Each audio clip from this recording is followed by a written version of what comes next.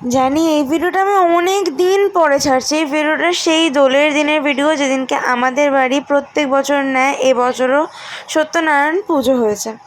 So তার জন্যই ব্রাহ্মণ ঠাকুর এসেছিলেন, আর বাড়িতে আমাদের ওই দিনকে মনসা পুজোও হয়। সো সেটাই ফার্স্টে হচ্ছিলো, আর সকাল থেকে বিভিন্ন জোগাড়জাটি বলো সেসব আমার মা, বোন, আমি আর আমার পিসিও আমাদের হেল্পিং হ্যান্ড ছিল, ছোটো পিসিও হেল্প অনেক করেছে। তো তারপরে হচ্ছিলো পুজো, আর পুজো আমি ভীষণ ঠাকুর দেবতা ভালো লাগে, আমার ওই ডিভোশনাল ভাইবসটা আমার ভীষণ ভালো লাগে।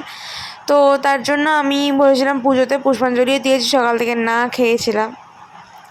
ঘিয়ের প্রদীপ বলো, তারপর তোমার সর্ষের তেলের প্রদীপ বলো, সব কিছুই হয়ে তারপরে হচ্ছে সুন্দরভাবে ঠাকুরের পুজো।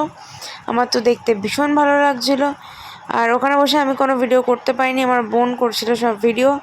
বোন করে হাতে হাতে এগিয়ে দিয়েছে, আমি, মা, পাপা পুজোয় বসেছিলাম। আর বোনের এত খিদে, ও সারাদিন না খেয়েছিল, ঠিক পুজোর টাইমেও খেয়ে নিয়েছিল। ওই জন্য ওর ব্যাড লাক, ও আর পুষ্পাঞ্জলি দিতে পারেনি। আর বাচ্চা মানুষ কতক্ষণ এবার না খেয়ে থাকবে, তাও বাচ্চাদের আমি মনে করি ওরা কোনো পাপ হয় না। তারপর মন ভরে ঠাকুরকে ডাকছিলাম। যাই হোক, সো তোমার সাথে এই ভিডিওটা শেয়ার করলাম, তোমরা কেউ কিছু মনে করো না। তারপর আমার মা সিন্নি মাখছিল, আগে আমার মা ফল কাটছে, সব ক্লিপস যে কোথায় হারিয়ে গেছে নিজেও জানি না।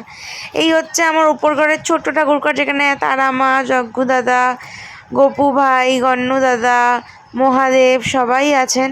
আমি তাদেরকে খুব সুন্দরভাবে রেখেছি। দেখো এটা কি সুন্দর, তোমাদের সাথে আগেও শেয়ার করতে পারিনি, আজ করলাম। আর একটু নিয়ে নিয়েছিলাম প্রসাদ। নিজের বাড়ির পুজো পাড়ায় দিতে দিতে নিজের প্রসাদ খাওয়ার সময় হয়ে ওঠে না। মা বললো তুই সারাদিন কিছু খেয়ে নে, একটু তুই খেয়ে নে। যাই হোক, তারপর হচ্ছিল এদিকে কুমড়ো পটল আর তরকারি, লুচি, সাথে আরও অনেক কিছু ছিল।